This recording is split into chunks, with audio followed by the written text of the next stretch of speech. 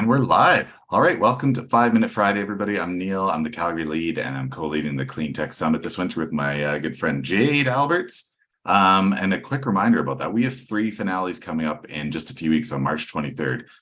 The Life Science finale will be here in Calgary. The Clean Tech one is where I'm headed, and we're going to Edmonton for that. And our first Ag Tech Summit, the finale, will be in Regina, Saskatchewan, all happening at the same time. It's going to be a great night across the prairies, and I'm super excited. So today I got Steve VanderMuelen with WaitWell, who was part of the winning team that won Summit 4 way back in the fall of 2021. It seems like a long time ago now. So Steve, why don't you take a minute and do an actual proper introduction of yourself and WaitWell? Sounds good. Thanks, Neil. My name's Steve VanderMuelen. I'm CEO here at WaitWell and one of the co-founders. Thanks for having me on the show. Appreciate the opportunity to be a part of it, and certainly to be a part of the startup community here in Alberta. So thanks for having us. WaitWell is a SaaS system for service optimization. So we initially started as a queue management system in early 2020, and we've evolved since then to include an additional 5 modules. So we have a queuing module, an appointment scheduling module, we have analytics, digital workflow management, event management, and then video conferencing for distance video appointments. Awesome. Thanks, Steve. And what was it like building a queue management product at the start of the pandemic? That was probably an interesting time and space to be in. Yeah, certainly. The pandemic was actually the catalyst for building WaitWell. Shannon VanderMuelen, who's one of the other co-founders of WaitWell, she and I together own a motor vehicle registry here in Alberta. And that was an essential service during all the restrictions and lockdowns. So we felt a pretty heavy responsibility to make sure that our staff and our customers within the constituency that we serve were able to operate in an environment that was safe, but also as efficient as possible. And it was then that Shannon had the idea for a very simple queue system to get rid of physical lineups, one through which visitors could simply text their name to a number, get in line, and then be informed of the progress of their wait through SMS texting so that they could wait in their car and be comfortable and safe while doing so. And so we started that process in June of 2020. I reached out to our third co-founder, who was Steve Drew, and the 3 of us got to work building the system in the company. We incorporated in July of 2020, and then we commercialized the product in October 2020, and we started, thankfully, with some sales early on. So that was the genesis of it. And certainly the pandemic was challenging for many people, but for us, it created some opportunity that we're thankful for. Yeah, absolutely. And then as we're sort of like in the post-pandemic phase, how has that changed, right? So if you initially set it up to manage queues during a pandemic, what does it look like now, and what's sort of the future looking like for that? Yeah, it's a great question. We identified probably after about 8 months of commercializing, we identified that a lot of the demand we were seeing was pandemic-driven demand. So we had liquor stores and bakeries and delis and places where queuing isn't typically a problem other than during restrictions. So we realized that we were going to have to broaden the solution to address more of the service delivery workflow than simply just the queuing. And so it was at that point that we introduced the roadmap to include other 5 modules.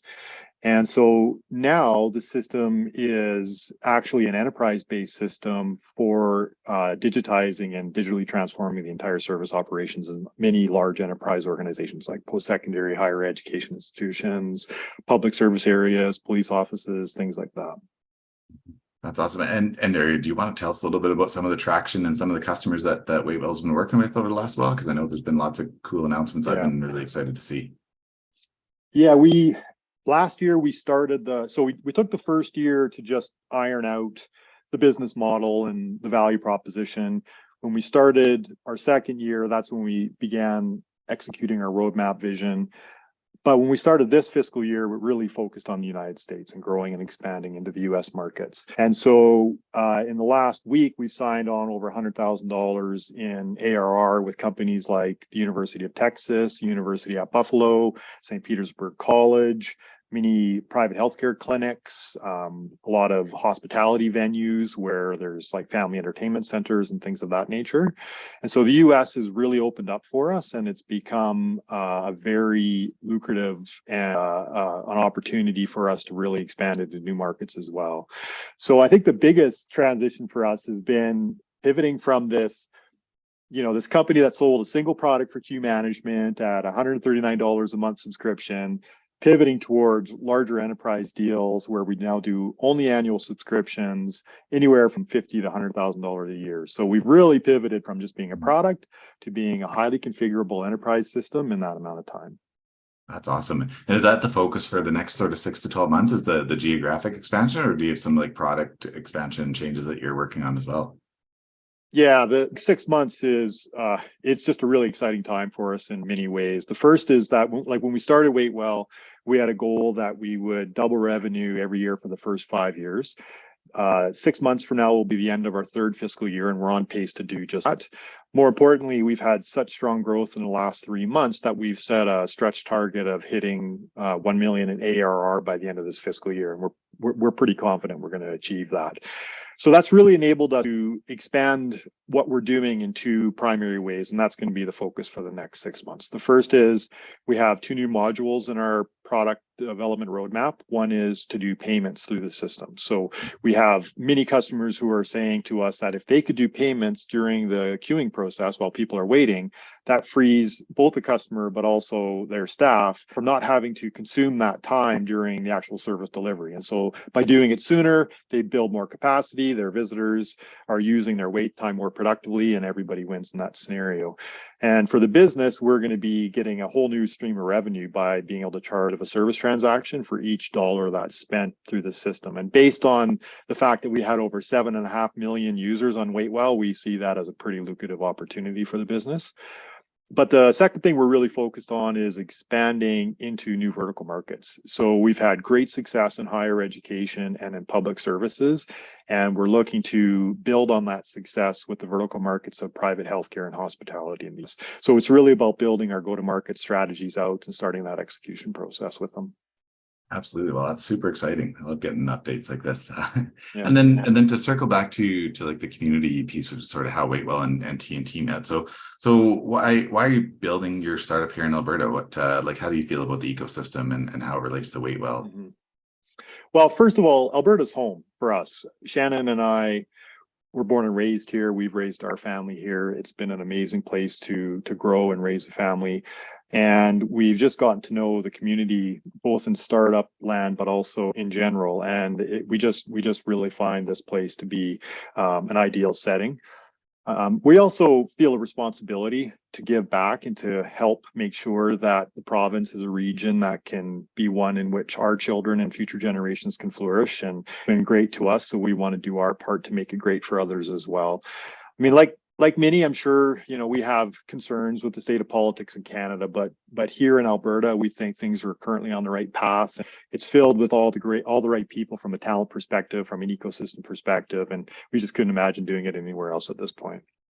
Yeah. So thanks, Stephen. I'm going to close it out with one last question. Any advice for brand new entrepreneurs that are just starting on their journey, as someone that's a little more seasoned now?